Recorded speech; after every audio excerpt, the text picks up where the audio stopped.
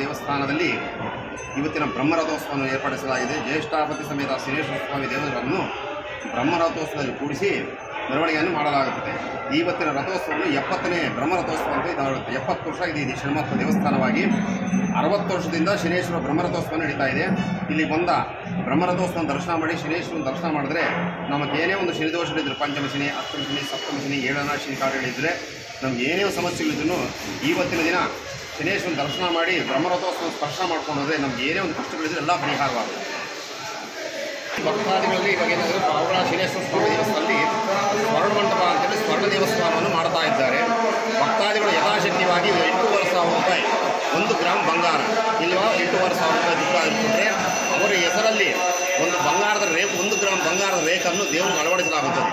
ಆ ಯಥಾಶಕ್ತಿಯಾಗಿ ಅವರು ಎಷ್ಟು ಯಥಾಶಕ್ತಿ ಅವ್ರಿಗೆ ಏನು ತೋರಿಸಿದ್ರೆ ಅಷ್ಟು ಬಂಗಾರವಾಗಲಿ ಅನುಭವವಾಗಲಿ ಕೊಟ್ಟು ದೇವರಿಗೆ ಪಾತ್ರರಾಗಬೇಕಾಗಿ ಪ್ರಾರ್ಥನೆ.